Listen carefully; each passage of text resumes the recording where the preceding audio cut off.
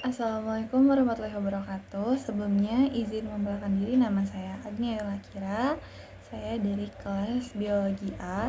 Di sini saya akan menjelaskan mengenai mutasi dan pola evolusi.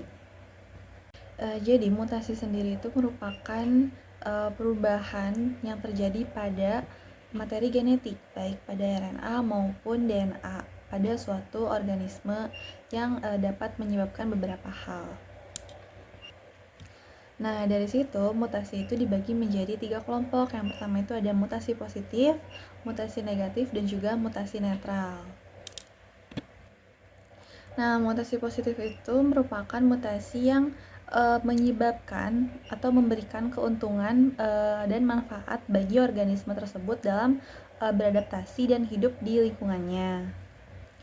Apa aja sih dampak atau manfaat dari mutasi positif ini? Nah, di sini ada yang pertama itu resistensi terhadap penyakit. Jadi mutasi genetik itu dapat menyebabkan suatu individu tuh memberikan kekebalan terhadap penyakit tertentu seperti itu.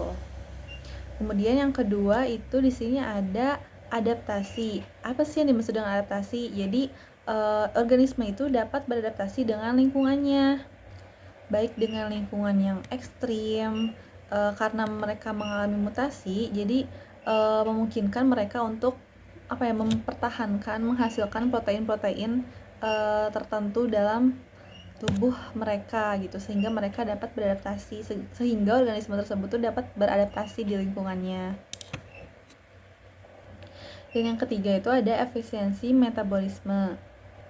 Yang dimaksud dengan efisiensi metabolisme ini tuh mutasi memberikan manfaat terhadap suatu organisme untuk memetabolisme makanan-makanan tertentu yang mungkin makanan tersebut tuh baru ada di lingkungan mereka, di lingkungan di habitat. Jadi organisme ini tuh memiliki kemampuan untuk memetabolisme makanan yang mungkin memiliki sumber makanan yang lingkungannya itu memiliki sumber makanan yang terbatas, sehingga mereka tuh hanya bisa memakan makanan yang ada, hanya bisa memakan nutrisi yang ada, dan mereka memiliki kemampuan untuk memetabolisme makanan tersebut karena terjadinya mutasi ini.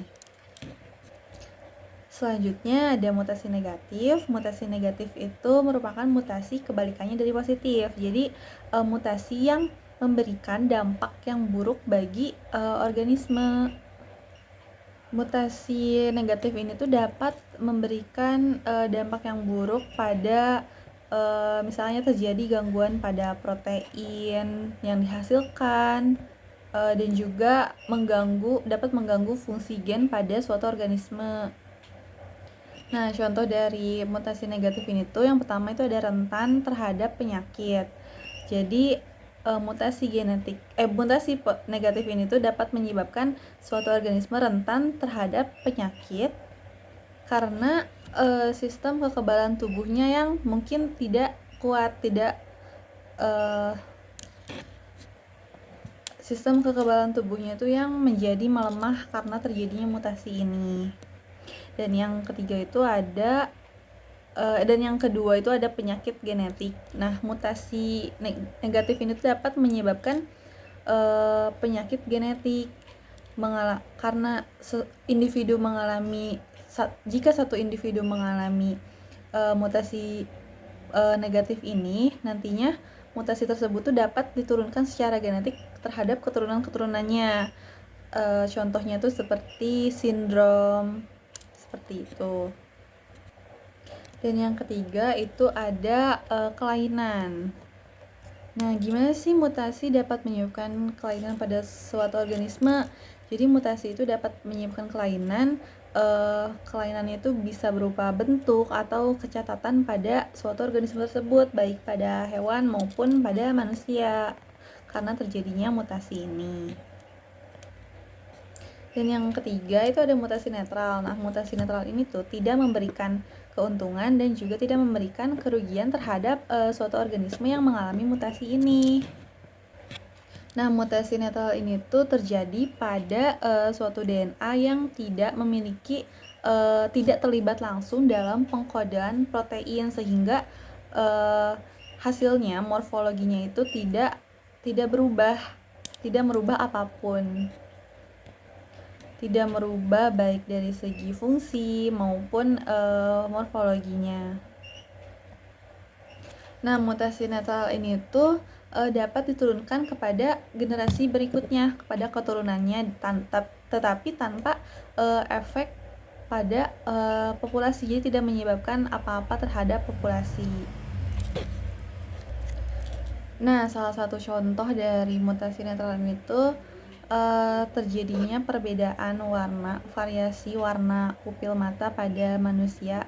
Nah, tapi kan tidak perubahan pupil warna ini tuh tidak merugikan ataupun tidak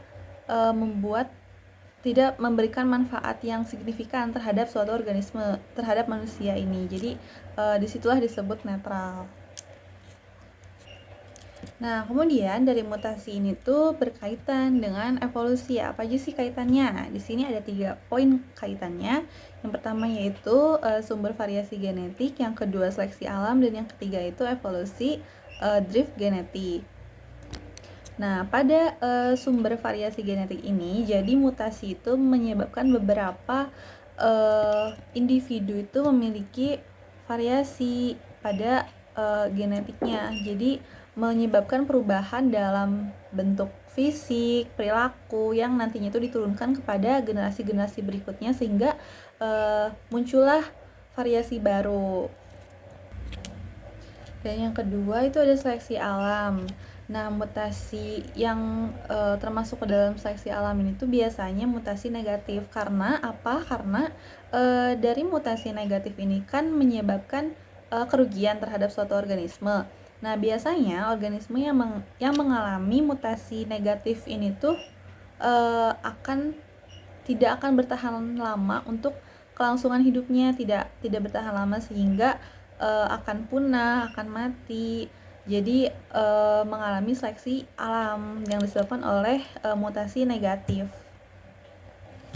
Nah, dan yang ketiga itu kan ada evolusi drift genetik. Nah, evolusi drift genetik ini tuh biasanya disebabkan oleh mutasi netral yang tidak memberikan keuntungan ataupun kerugian terhadap suatu organisme, dan juga mutasi netral ini tuh dapat menyebar luas secara acak di suatu populasi. Nah, selanjutnya itu ada pola evolusi. Pola evolusi itu terdiri dari 4: evolusi divergen, evolusi konvergen, evolusi paralel, dan koevolusi. Nah, apa sih evolusi divergen? Jadi evolusi divergen itu evolusi yang terjadi ketika dua spesies dari leluhur yang sama kemudian berkembang biak menjadi 2 spesies atau lebih spesies. Nah, mereka tuh memiliki perbedaan yang signifikan. Nah, biasanya tuh perbedaan yang signifikan itu terjadi karena mereka tuh harus beradaptasi dengan lingkungannya terhadap kondisi lingkungan yang berbeda. Nah, kemudian itu ada evolusi konvergen. Evolusi konvergen itu evolusi yang terjadi pada individu atau spesies yang tidak memiliki kesamaan atau tidak berkerabat. Nah, tapi mereka itu mengembangkan karakteristik yang sama karena adanya adaptasi di lingkungan hidup mereka. Lalu yang ketiga itu ada evolusi paralel. Nah, evolusi paralel itu ketika spesies yang berkerabat sangat dekat itu mengembangkan adaptasi yang mirip secara independen setelah mereka bercabang dari leluhurnya, dari leluhur yang sama.